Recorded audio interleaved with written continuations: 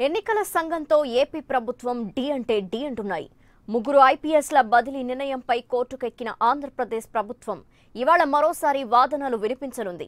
ఈసీకి నిర్ణయాన్ని సవాల్ చేస్తూ హైకోర్టులో వేసిన లంచ్ మోషన్ పిటిషన్పై ఇవాళ జరిగే విచారణలో ఏపీ ప్రభుత్వం తమ వాదనలు వినిపించేందుకు సిద్ధమైంది. ముఖ్యంగా ఎన్నికలతో సంబంధం లేని ఇంటెలిజెన్స్ చీఫ్ ని ఎలా బదిలీ చేస్తారంటూ ఏపీ ప్రభుత్వం వాదిస్తోంది. అయితే ప్రభుత్వం లేవనెత్తిన ప్రశ్నలకు కోర్టులనే సమాధానం చెప్పేందుకు ఈసీ నిర్ణయించింది. ఇంటెలిజెన్స్ విభాగం కూడా ఎన్నికల విధుల్లోకే వస్తుందని చీఫ్ ఎలక్టోరల్ ఆఫీసర్ ద్వివేది అంటున్నారు. తమ వద్ద ఉన్న సమాచారం, అందిన ఫిర్యాదులు ఆధారంగా ఈ బదిలీలు చేశామంటున్నారు.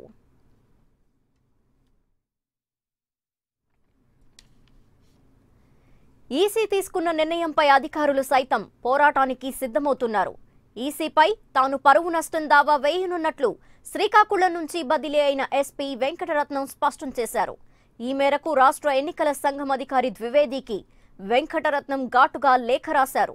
తనపై వైసీపీ ఎంపీ విజయసాయిరెడ్డి చేసిన ఆరోపణలను నిరూపించాలి, లేదా ఆరోపణలు చేసిన వారిపై చర్యలు తీసుకోవాలని వెంకటరత్నం డిమాండ్ చేశారు.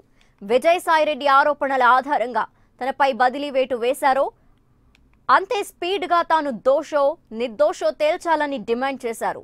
తనపై తప్పుడు ఆరోపణలు చేసిన విజయసాయిరెడ్డి బృందంపై 182 ఐపీసీ కింద కేసు వేయనున్నట్లు లేఖలో తెలిపారు.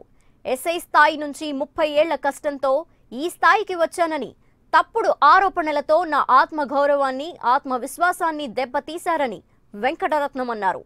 కుటుంబం, మిత్రులు, బంధువులు, సమాజం తన వ్యక్తిత్వాన్ని అనుమానించే పరిస్థితి వచ్చిందన్న వెంకటరత్నం నిజమేమిటో తేల్చాల్సిన బాధ్యత ఎలక్షన్ కమిషన్దే అని డిమాండ్ చేశారు.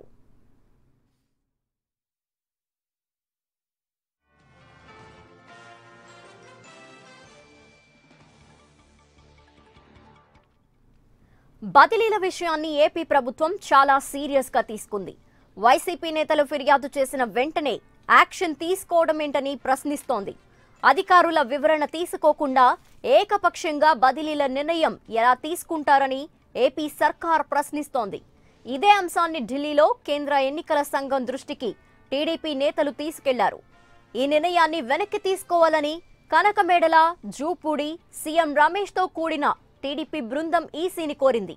మరోవైపు ఇవాళ 10 శాఖల అధికారులతో ప్రధాన ఎన్నికల అధికారి ద్వివేది సమావేశం నిర్వహించనున్నారు. ఈ సమావేశానికి ఏసీబీ, హోంగార్డ్స్, ఆర్టీసీ, ఎన్సీసీ, ఎన్సీఎఫ్ సహా పలు శాఖల అధికారులు హాజరు కానున్నారు. ఎన్నికలు ప్రశాంత వాతావరణంలో నిర్వహించటంపై పలు సూచనలు చేయనున్నారు.